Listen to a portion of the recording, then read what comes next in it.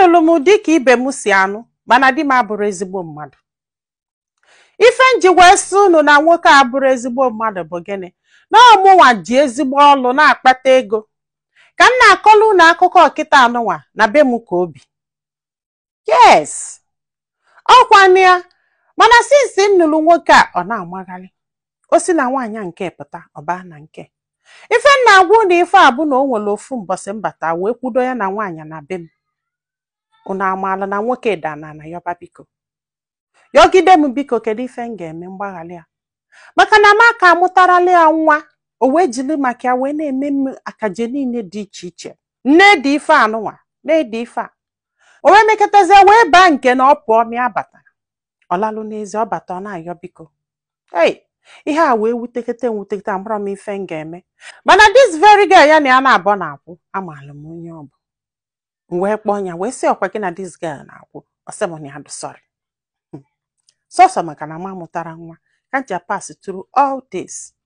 Nsị na bọsị ọzọ ọ ga-alalụkwa na nke this girl na ọ ga-alalụ mụ na ya na-abụ ofu onye.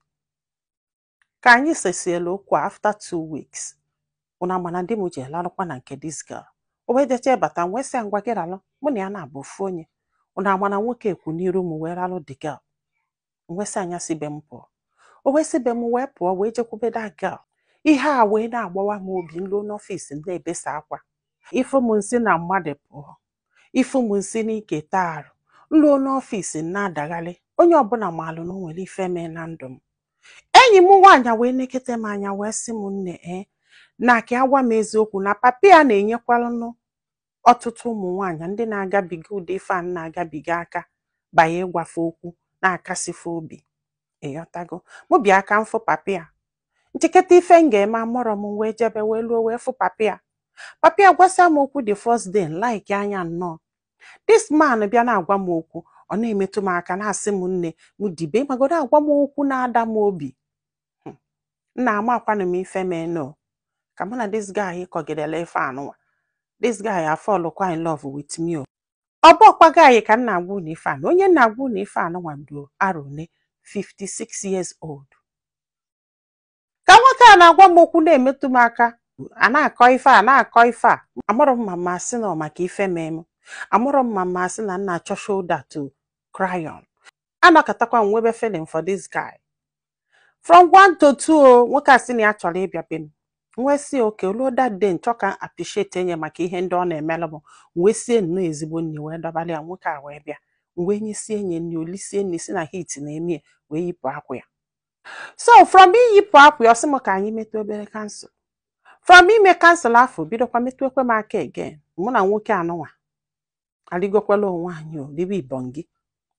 Agadi nwoke o ka m na-agwakwa na ife a. Papa enyi m nwanyị kunu wee maletu this man si wee tọ m. Mana this guy bụ gbara ndị agadi nwoke bebi anụnwa ga-abụ fakasịa nke ịfọfa they take care of themselves. Ifu this guy ọ ka dị ụfọdụ ụmụ okorobịa were ada ọcha. Ọ ka dị ọtụtụ n'ime ụmụ okorobịa wee dị romantic. Ife na-agwa unu bụ eziokwu. Ọkwanụ ya. Anyị wee libe ibongi bọsị afọ lisi ọna. Mana tupu bụ na ya na-abọ libe ibongi, ajụ m ya wee sị ya biko kedu ife nwunye gị ga-eme ma ọ mala ife a na-eme. Ọ sị m don't worry na ya na nwunye nọ na open marriage. Amara m eme ife bụ open marriage. Ife o mean bụ gịnị? You can entangle with anybody. The only thing bụ na nwee ike nwee boundaries like ị ga-akpọta na onye afọ n'ụlọ. Ya nwa ga-achụlụ nke na-eje, gị nwa achụlụ nke gị na-eje mana unu mechakwa you're still together. Ọkwa ịghọtago bọsị unu chọkwala unu eselie n'onwe unu. Even self ndị ọcha ụfọdụ na-akpọ ọta n'ụlọ.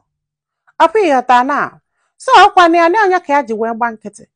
Mana another thing ya ji wee gba nkịtị bụ maka gịnị?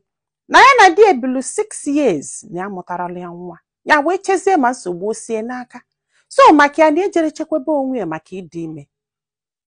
Kpakpakpa ka na-agwa gị ife a na adụgokwa ime ka na-agwa gị ife a. Ya wee gwa this guy, the guy sị na nsogbu adọrọ.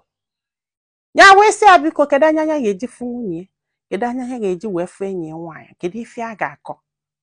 Ọkwanụ ya. Mgbe ụfọdụ this guy na-achọta ya n'ọfịs. Mana ọ bụ na nwa ya nwaanyị afọ ya ọ magolo ife ọ bịala uche na ọ bịara igwe okwu ma ọ na onwe ife olofu. Ya mara ife a ga-eme. Na kịta anya dị ime.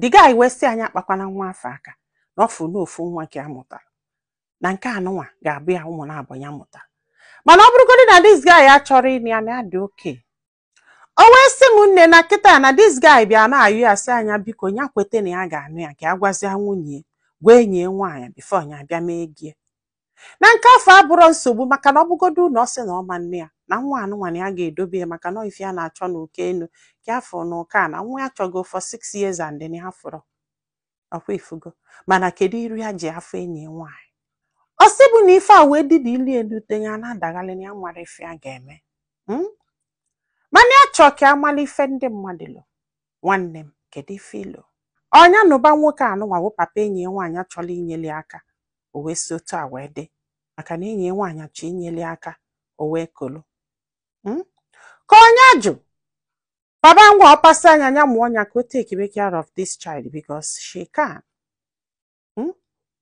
Ndị be anyị daalụnụ ka ọ dị n'ụbọchị ọzọ.